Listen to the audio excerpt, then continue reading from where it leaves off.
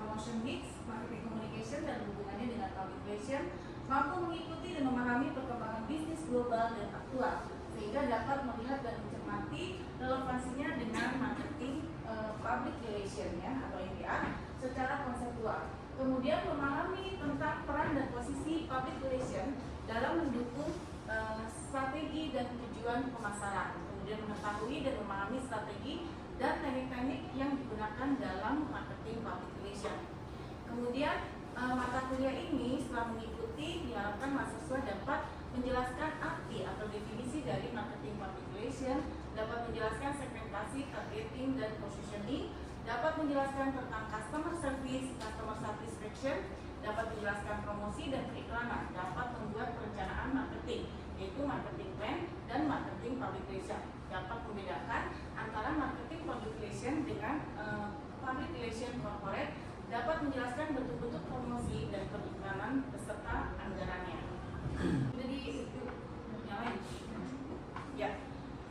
Pokok bahasan mata kuliah marketing public relation bermaksud untuk memberikan pemahaman dan pembahasan mengenai relevansi public relation dalam dunia pemasaran, yang intinya meliputi melihat PR sebagai elemen penting dalam konteks peningkatan image positif produk dan merek, dalam mencermati bagaimana kontribusi tersebut diberikan oleh PR. Diperlukan pemahaman umum tentang berkaitan dengan usaha memberikan nilai tambah pada merek, produk, dan jasa.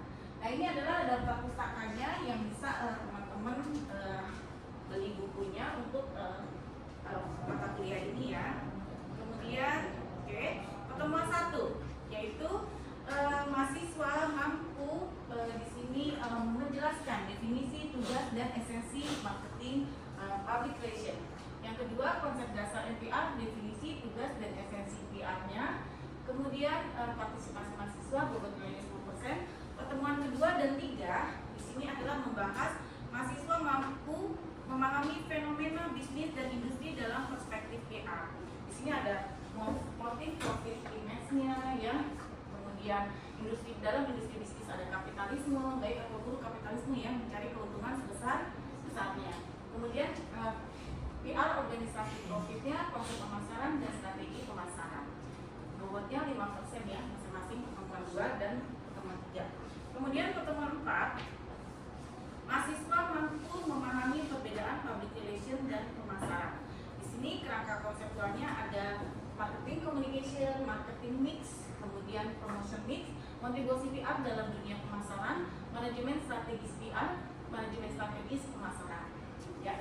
Bobotnya 10%. Pertemuan 5, mahasiswa mampu memahami apa sih marketing public relation itu ya. MPR sebagai fungsi public relation, fungsi marketing PR dan kredibilitas, melibatkan konsumen dengan produk positioning merek. Pertemuan ke-6 dan 7, mahasiswa mampu menjelaskan perencanaan MPR sebagai integrated marketing public relation, yaitu langkah pertama telah aktuasi, penggunaan hasil riset, identifikasi SWOT, langkah kedua penetapan tujuan MPR, tujuan PR dan iklan, serta PR versus publisitas, PR dengan publisitas ya. Kemudian UTS, pertemuan ke-9 dan 10, mahasiswa mampu memahami dan menjelaskan pelaksanaan MPR dalam integrated marketing public relation ya. Di sini langkah ketiganya pengembangan strategi MPR, rangkaian pilihan dan kesempatan 3 strategi MPR. Kemudian langkah keempatnya ada menaktik PR ya, kontribusi, cyber space, advertising, dan awards. Dan ini kemudian pertemuan 11, mahasiswa mampu menyusun perencanaan kegiatan peluncuran produk ya, launching produk ya, press conference ya.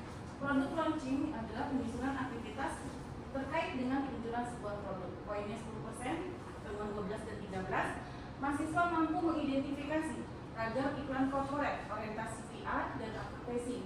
Ada iklan korporat, institutional advertising, corporate identity advertising, dan recruitment advertising. Bobotnya 5% untuk pertemuan 12 dan 5% untuk pertemuan 13. Selanjutnya pertemuan 14, pertemuan terakhir, mahasiswa mampu memaparkan aktivitas MPR dalam sebuah organisasi nirlaba ya, profit dan non-profit organization, yaitu aktivitas MPR, LMA,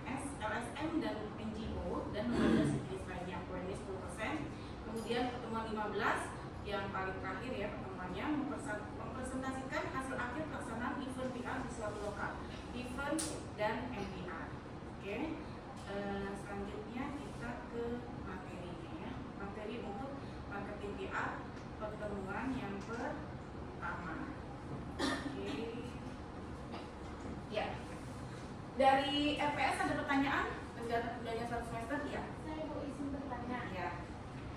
Apa sih Bu pengertian dari digital PR? Ya, digital PR adalah public relation yang dilakukan melalui media digital.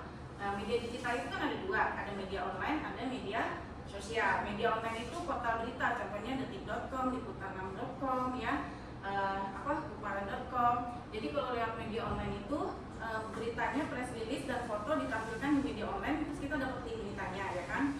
Kalau di media sosial biasanya berupa status update, ya. Biasanya kan suka bikin konten, ya. Itu contohnya media sosialnya biasanya sih ada di Instagram, TikTok, ada Facebook, ya, ada juga YouTube. Jadi dia berupa status update ataupun yang lain-lain. Kenapa sih sekarang PR ada digital PR, ya?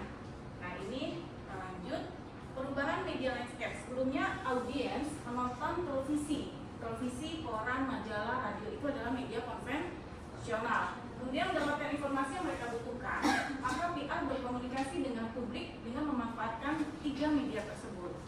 Nah, lanjut, kemudian berkembanglah media digital. Semua orang pasti megang gadget. Teman-teman mahasiswa megang gadget semua kan? HP, ya, HP-nya Android semua kan, bukan yang Nokia jadul, ya. Nah, di sini muncullah sosial media. Pernah dulu ada pet cuman bentuk, ya. Ada Instagram, YouTube, TikTok, Facebook duluan, ya. Kemudian Twitter itu diganti jadi X. Pet paling ya bangkrut. Kemudian Facebook itu biasanya untuk apa? Target audiensnya Facebook apa? Ibu-ibu, ya. Ya. Kemudian kalau TikTok berarti anak muda. Kalau Instagram menengah, ya, menengah ke atas, ya. Instagram sampai menengah, ya. Ya semua akses sih. Dan ini YouTube paling banyak digunakan. Jadi sekarang media mengalami perkembangan yang pesat. Jadi banyak media-media baru yang lahir, membuat audiens mendapatkan informasi dari sumber yang lebih beragam, tidak hanya bergantung pada televisi, radio, dan koran. Karena orang sekarang jarang nonton TV, bahkan jarang baca koran dan majalah. Bahkan koran dan majalah banyak yang bangkrut, ya, pilot akhirnya tutup, ya. Karena semua iklannya beralih ke media online dan sosial media. Jadi itu namanya apa? Konvergensi media, peralihan dari media konvensional ke media digital. Jadi perusahaan-perusahaan seperti misalnya contohnya SCTV Industrial, media online-nya apa? Liputan6.com. SCTV Industrial itu media konvensional. Kemudian Antv TV One, media sosialnya viva.co.id. Kemudian MNC Group ada apa? MNC TV, NCTI, terus apa? Global TV, itu iNews, ada media online-nya okezone.com, inews.id, ya. Terus ada juga apa lagi? Metro TV, ada metrotvnews.com. Itu namanya konvergensi media konvensional didampingkan dengan media digital. Dan apalagi Trans TV, Trans7 ada detik.com, CNN TV ada cnn.com. Karena kalau media konvensional yang nggak ada media digitalnya pasti akan mati, akan banyak bangkrut, ya, banyak yang Kompas TV dan koran Kompas ada kompas.com, gitu, ya. Namanya adalah konvergensi media.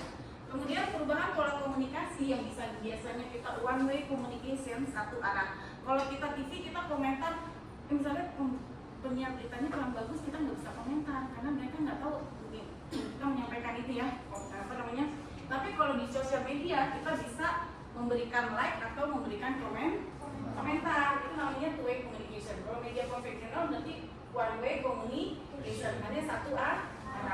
Jadi orang bisa two way communication. Sebelumnya brand menyebarkan pesan secara broadcast melalui media konvensional. Dulu iklan di media konvensional dan duit banyak, tapi sekarang sudah beralih ke media digital. Jadi akhirnya banyak media konvensional yang bangkrut, ya. Kemarin banyak yang tutup, ya, koran banyak yang tutup, majalah tutup, Gramedia Group, ya, banyak yang tutup. Terus TV juga banyak yang layoff, ya. Salah satunya juga berikan banyak yang layoff karyawannya, ya, TV, ya. Nah, pabrik menerima pesan tanpa memberikan feedback kepada brand dan tidak dapat menyebarkannya kepada publik lainnya. Kenapa sih bisa media konvensional banyak yang layoff atau bangkrut? pemasukannya hanya dari iklan, tapi iklannya tuh pada pindah ke selebgram, ke Instagram, ya, ke selebgram, ke TikTok ya, endorse dan lain-lain. Lanjut. Ya, sekarang brand dikepung oleh publik dengan berbagai feedback yang publik sampaikan melalui media sosial. Pesan pun dapat disebarkan ke publik lainnya dalam ruang lingkup yang juga lebih luas. Jadi kalau media sosial itu ruang lingkupnya, coverage areanya adalah seluruh dunia. Tapi kalau kita menonton SCTV yang bisa nonton hanya orang Indonesia. Jak TV yang nonton hanya orang Jakarta gitu. Jadi coverage areanya kalau media online itu lebih luas. Kayak kemarin kasus yang mendaki gunung Brazil yang meninggal itu kan, itu bisa sampai ke Brazil ceritanya ya, yang mereka membahas tentang SARS dan lain-lain. Jadi mereka tahu tentang kita karena dia melalui media sosial. Ya, apa yang berubah di digital PR? Ada lagi yang mau bertanya? Ya. Apa saja video digital dan video online itu? Ya, jadi PR ya, konvensional PR, perbedaan konvensional PR dengan digital PR ya. Perbedaannya adalah ini. Kalau konvensional PR itu adalah one way communication, jadi hanya satu arah. Audiensnya tidak bisa memberikan feedback. Sedangkan digital PR two way communication, kita boleh like atau dislike atau komentar di Instagram, Facebook, X ataupun TikTok ya, atau di YouTube. Kemudian kalau di konvensional PR bentuknya adalah news release, yaitu press release aku ya. Tetapi kalau di digital PR bentuknya adalah daily status update. Misalnya kementerian ini kunjungan kemana gitu ya, peresmian kemana. Sering kan kalau melihat Instagram kementerian ya, ada daily status update dari menterinya, kerjanya, biar kelihatan kinerjanya bagus gitu ya. Kemudian yang ketiga, engage jurnalis. Kalau yang ke digital PR lebih mengengage pada audiens, tapi lebih mengajak audiens, bukan sekedar menyampaikan berita seperti konvensional PR. Kemudian konvensional PR on ground event. Kemudian kalau yang digital PR bisa live streaming event. Sering kan nonton live streaming event ya. Kalau di konvensional press conference-nya adalah misalnya di ballroom hotel, baca press release CEO-nya, tapi yang bisa nonton hanya yang hadir di hotel tersebut. Tapi kalau di media digital PR, yang nonton press con-nya bisa orang dan nonton dari HP. Yang tidak hadir di ballroom hotel pun bisa melihat gitu. Makanya teman-teman suka nonton live streaming bola ya, kalau di sepak bola. Kemudian media coverage-nya dia lebih ke media coverage, tapi kalau ke digital PR lebih ke viralnya ya. Makanya semakin unik, semakin viral. Jadi harus membuat daily status update yang menarik kontennya ya, yang tidak bosan. Kemudian kalau konvensional PR itu lebih terstruktur, kaku karena di konvensional terstruktur ini. Tapi kalau di digital PR dia adalah fleksibel, terserah mau update kapan aja, toh sekali update langsung tayang ya. Tapi kalau konvensional PR kan kalau di koran nggak bisa tayang sewaktu-waktu, tayangnya hanya korannya besok pagi baru bisa dibaca ya kan. Kalau koran kan setiap pagi ya gitu. Kemudian broadcast message. Kalau di konvensional PR dia lebih ke broadcast message, tapi kalau di digital PR lebih ke conversation. Kenapa conversation? Karena ada yang komentar, nanti komentarnya dibalas. Jadi TikTok diskusi ya, conversation. Dan lebih ke share ya. Share hari ini ngapain aja ya, itu namanya daily status update, lebih ke share. Jadi ada beberapa perbedaan ya dari input konvensional PR dan digital PR untuk pertanyaannya Dimas dan antara PR konvensional, sehingga membuat seorang PR harus mengubah cara berpikir mereka yang menggunakan konvensional PR atau digital PR. Yang lebih murah yang mana? Kalau sebagai kalian seorang PR di perusahaan mau pakai konvensional PR atau digital PR? Digital PR, iya benar kata Anissa. Digital PR lebih murah, makanya klien-klien beriklan pindah ke media digital yang harganya lebih murah dibandingkan dengan konvensional. TV sekali iklan 15 second, 30 second bisa 150 juta, 350 juta. Tapi kalau digital sangat murah, iklan bisa CPC ya, cost per click, cost per CPM, cost per mail, atau CPD, cost per day ya. Nah ini adalah alur kerja pada PR konvensional. profesional. Seorang PR, public relation, akan menyampaikan pesan melalui news release atau press release namanya, berupa berita yang ada fotonya, berupa bentuk Word biasanya. Kalau yang soft copy Word, tapi kalau hard copy berupa kertas. Nah itu para jurnalis media massa, kemudian jurnalis media massa itu beritanya itu dimasukkan ke dalam berita ya, didistribusi news release. Jika konten news release terlalu memihak, maka akan dilakukan proses editing oleh media, kalau si pemret ya, editor atau pemret yang mempunyai redaksi. Bahkan ada news release yang tidak diterbitkan. Biasanya di sini para PR menggunakan strategi yang kurang sehat, yaitu membayar para jurnalis. Jurnalisnya jadi ada upload liputannya supaya beritanya tayang gitu. Nah ini dengan membayar itu news release mereka dapat dipastikan terbit atau tayang. Setelah news release berhasil, kalau diterbitkan di media massa, maka dipastikan pesan dapat menjangkau publik sasaran. Tapi kalau di PR digital nggak perlu bayar jurnalis ya, karena kan yang upload kontennya kita sendiri kan sebagai pengelola akunnya. Misalnya PR digitalnya ini perusahaannya misalnya perusahaan Mayora, berarti yang update status press release-nya adalah bagian PR-nya Mayora, jadi nggak perlu bayar para jurnalis media profesional. Jadi irit kan, diirit sehingga ada status semua orang bisa melihat. Sini ada jurnalis, media coverage, kemudian public data editing dan pesan yang diterima oleh publik. Ya selanjutnya adalah ada pertanyaan selanjutnya? Saya Bu. Ya. Apa kelebihan digital PR dengan konvensional PR? Ya. Kelebihan digital PR adalah di sini menciptakan konten pesan sendiri, tidak perlu bantuan para wartawan atau jurnalis media lain, karena kita update status sendiri dan mempublikasinya sendiri tanpa menggunakan bantuan jurnalis dan media massa, jadi nggak perlu ada upload liputan dan lain-lain. Selain itu digital PR harus dapat memantau sejauh mana pesan tersebut tersebar, berapa orang nih yang melihat iklan kita kan kelihatan tuh di Instagram ya. Terus berapa orang yang like kelihatan ya, berapa orang yang komentar itu kelihatan. Di Instagram malah ada reportnya, audiensnya ya, Google Analytics-nya ya. Jadi kita juga mampu menanggapi komentarnya, feedbacknya dari audiens atau publiknya. Jadi memang keunggulan digital PR dibandingkan konvensional PR adalah yang pertama adalah lebih murah. Yang kedua, two-way communication, ada feedback. Jadi bisa ngobrol dengan audiens. Saya nggak suka nih makanan ini karena mungkin terlalu manis. Produknya diperbaiki dari Mayora dan lain-lain ya.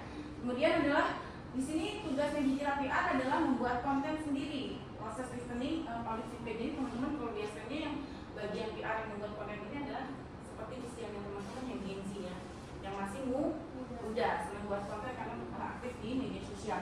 Kemudian pesan diterima oleh publik dan kemudian publiknya feedbacknya berupa like atau komentar. Komentar bisa baik ataupun buruk, tapi kita harus menerima komentar buruk karena kita harus siap dikritisi ya. Nah ini kemudian publik berbagi dengan publik lainnya atau di share, ada tombol share kan di Instagram, di Facebook, di share. Jadi share itu sudah berupa link URL yang bisa dibagikan misalnya ke grup WhatsApp atau ke grupnya selain WhatsApp apa kita biasanya Telegram ya. Jadi di share berita penting gitu ya. Jadi publiknya sangat luas. Percakapan dapat dibuat diskusi publik setelah di grup WhatsApp. Pas melihat berita ini, iya benar, coklat ini emang terlalu manis atau coklat ini nggak ini gitu ya. Jadi bisa bebas berkomentar asalkan komentarnya harus sopan. Kalau komentar di karena ada undang-undang ITA. Ya selanjutnya keterampilan dan kemampuan public relation, human relation. Rata-rata yang menjadi human relation, public relation adalah urusan dari komunikasi dan bisnis ya. Karena kenapa? Karena bertemu dengan orang banyak, harus punya relasi yang luas. Human relation mampu membangun relasi secara personal dan memeliharanya dengan baik, yaitu komunikasi persuasif. Harus dekat dengan para jurnalis, harus dekat dengan pejabat, harus dekat dengan atasan kita, harus dekat dengan karyawan dan harus dekat dengan konsumen, audiens juga. Kemudian media relation menjalin hubungan baik dengan para jurnalis serta para pemilik media. Government relation-nya memiliki keahlian skill dalam melakukan proses lobby. Makanya orang-orang bisnis kan biasanya jadi lobby ya. Lobby dan negosiasi terhadap lembaga pemerintah dalam menjaga hubungan baik. Misalnya untuk izin usaha biasanya kan harus mendekati Kemudian customer relation memelihara hubungan baik dengan konsumen atau pelanggan dengan cara merespon keluhan mereka melalui media sosial. Jadi mereka kan suka bikin status, oh ternyata kemasan ini, misalnya susu ini kan ada yang mereka, kita harus langsung melakukan respon apabila ada produk kita yang salah gitu ya, atau yang tidak baik, harus melakukan respon agar konsumen tetap memakai produk kita atau menggunakan produk kita. Selanjutnya, relationship skill adalah kemampuan dasar yang harus dimiliki oleh seorang PR. Nah, di sini namun untuk berkecimpung pada digital PR tidak membutuhkan relationship skill saja. Ada beberapa keahlian lainnya yang harus dimiliki oleh seorang digital PR, yaitu strong journalistic prompt. Jadi writing ya. Jadi harus jago menulis, membuat caption yang bagus, menarik. Kalau caption yang nggak menarik, orang malas baca konten kita, lihat konten kita. Jadi di sini digital memungkinkan semua orang dapat membuat konten dan mempublikasinya sendiri melalui sosial media. Sehingga digital PR harus memiliki kemampuan menulis seperti seorang jurnalis, menentukan topik dengan tepat, story angle yang baik, dan gaya penulisan yang menarik. Jadi nanti teman-teman kalau lulus kuliah bisa langsung apply jadi seorang public relation. Pertama staff PR, kemudian supervisor, leader, supervisor, manager, GM, baru direktur. Kemudian adalah curasi dan listening skill. Harus seorang digital PR tidak hanya berperan sebagai komunikator, mereka pun harus mampu menjadi komunikan yang baik, mendengar apa yang harus disampaikan publik. Selain itu, digital pun harus memiliki rasa kepekaan yang tinggi, perlu mendalami seluk-beluk publik melalui penulisan aktivitas mereka di sosial media atau stalkingnya. Kemudian pemrograman dan desainnya. Digital mendukung konten yang bersifat multimedia, tidak hanya sekedar memuat tulisan saja, namun terdapat konten gambar, video, bahkan audio. Sehingga dalam berkomunikasi melalui digital, seorang PR harus mampu menyampaikan melalui konten multimedia tersebut. Maka kemampuan visual design, ilustrator, konsep imaging, dan stop motion dan sejenisnya akan menjadi nilai tambah bagi seorang digital PR. Di sini siapa yang jago buat konten? Yang udah jago buat konten menarik di media sosial pribadinya? Oh ya ada. Berarti bakat jadi digital PR. Banyak lowongan digital PR di kementerian sekarang banyak buka lowongan digital PR, DPR, FPR, bahkan brand-brand ya, Unilever, Indofood ya. Rata-rata bensin sih lowongannya. Kemudian video creative direction. Seorang digital PR tidak harus menjadi movie director yang handal, namun setidaknya mampu menerjemahkan pesan menjadi sebuah ilustrasi visual yang dapat mengarahkan tim production dalam mengeksekusi sebuah video. Sosial media platform mapping, ada banyak sekali media yang dapat digunakan. Nah di sini ada yang mau bertanya? Ya, apa? Media sosial apa aja sih ini? Adanya Ya. digital music. Ya, biasanya digital PR disampaikan press release-nya melalui paling sering ya adalah melalui Instagram. Karena hampir semua orang punya akun Instagram, dan Instagram itu semua usia punya. Tapi kalau Facebook kan rata-rata ibu-ibu ya. Kemudian kalau TikTok rata-rata gengsi banget, anak muda banget. Dan kalau media online seperti misalnya detik.com, liputan.com, rata-rata yang sering baca itu adalah orang-orang yang middle up, menengah ke atas ya, pejabat-pejabat berbaca detik.com. Tapi kalau Instagram, hampir semua orang saat ini punya akun Instagram. Orang lebih senang scroll media sosial dibandingkan dengan scroll liputan.com, detik.com, karena bosan ya. Kalau scroll media Instagram kan banyak yang lucu-lucu, cantik, ganteng ya. Jadi lebih senang orang melihat ke media sosial dibandingkan dengan portal berita. Jadi lebih banyak ke Instagram ya arahnya habisnya. Supaya kenapa ke Instagram? Supaya impressionnya tinggi, yang melihat tinggi. Jadi sosial media platform mapping, ada banyak sosial media yang dapat digunakan dalam berkomunikasi di dunia digital. Jadi seorang digital PR harus memiliki pemahaman yang kuat terhadap jenis-jenis media sosial yang sedang dinikmati oleh publik ya, serta pemilihan media yang tepat.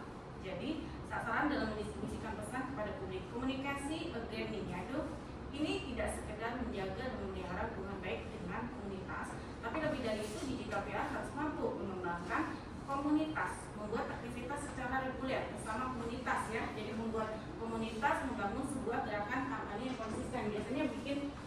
grup-grup ya, komunitas. Ya, di akhir perkuliahan ini ada tugas nanti teman-teman bikin kelompok bertiga-tiga, yaitu membuat referensi jurnal dan buku, membuat paper minimal 12 halaman tentang digital PR, dan tidak plagiasi ya, dan tidak boleh ada plagiasi di atas 30%. Kemudian tema akan dibagikan melalui grup WhatsApp ya, karena kita digital, jadi komunikasinya melalui juga media digital, itu WhatsApp. Tulisan teks installment 12, spasinya 1,5, dikumpul di minggu depan. Oke, sampai di sini ada lagi yang mau bertanya untuk perkuliahan hari ini tentang digital PR? Oke, tidak ada. Jadi kesimpulannya adalah digital PR saat ini sedang trending topik dibandingkan dengan konvensional PR. Dan pesan press release yang disampaikan lewat digital PR lebih efektif dibandingkan melalui konvensional PR karena coverage area lebih luas dan ada feedback two-way. Sebelum kita keluar kelas, kita sudah akhiri perkuliahan tadi tentang digital PR. Ada yang mau diskusi tentang digital PR yang sekarang sedang trending topik saat ini? Ada yang diskusi? Yang lagi trending topik apa sekarang saat ini? Tentang berita apa? Orang belajar tinggal di Rinjani. Oh iya, orang belajar tinggal di Rinjani itu ya. Soalnya kan pakai video, pakai apa namanya? Drone itu masih hidup ya. Iya. Tapi karena diangkatnya setelah 4 hari, udah meninggal karena kedinginan ya. Gitu.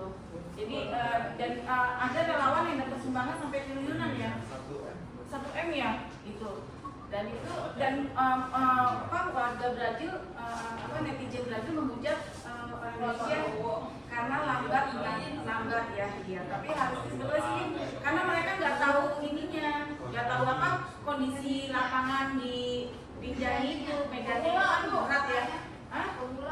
Iya makanya, jadi kita juga nggak bisa sembarang komentar ya, karena kan kita nggak tahu di sana dinginnya kayak apa, terus apa namanya, ya itu sempat trending topik saat ini ya, itu pingin nolong tapi daripada nanti yang nolong juga ikut meninggal, lebih baik korban 1 orang gitu ya, karena kan bahaya itu, kawannya begitu bergerak dia turun lagi kan, begitu bergerak dikit turun lagi, jadi itu gitu.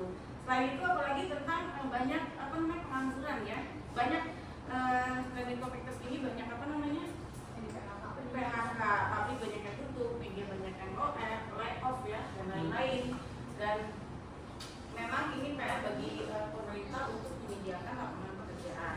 Begitu kasus yang Kamboja ya, kan ada ya, jadi banyak kasus yang diambil organ tubuhnya ya, yang di Kamboja. Jadi memang kita boleh hashtag kabur aja ke luar negeri, tapi yang jelas harus punya skill dulu, jangan langsung kabur aja ke luar negeri tapi nggak punya skill, nggak punya ijazah, akhirnya jadi penjualan orang ya kena ya, dan organ tubuhnya diambil, banyak yang meninggal, dan ya kita juga harus milih-milih dulu lokasinya, harus yang bagus, jangan sampai kena yang kena di Kamboja itu kena judi online ya, jadi apa namanya, jadi operator judi online ya, scammer ya. Makanya hati-hati kalau kalian kan Genji ada kesempatan untuk pergi kerja di luar negeri setelah lulus S1 ini, tapi saya sarankan kalian harus punya skill dan ijazah dulu, jadi nanti di sana juga dihargai di luar negerinya ya, jangan sampai nggak punya skill tapi sudah kabur aja ke luar negeri, akhirnya nanti kayak kasus-kasus yang di Kamboja atau Vietnam.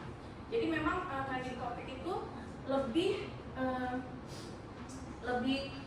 beritanya itu lebih apa namanya, lebih rame di media sosial dibandingkan dengan media konvensional, karena media sosial bisa komentar, tapi kalau makanya sekarang seorang PR harus menguasai digital PR, yaitu membuat konten yang menarik dan caption menarik, membuat press release yang menarik gitu. Jadi memang harus seperti itu ya. Oke, ada lagi yang mau membuat tanggapan tentang digital PR? Oke, kalau nggak ada, sekarang hati-hati pulang ke rumahnya ya, hati-hati di jalan. Assalamualaikum warahmatullahi wabarakatuh. Selamat siang. Waalaikumsalam.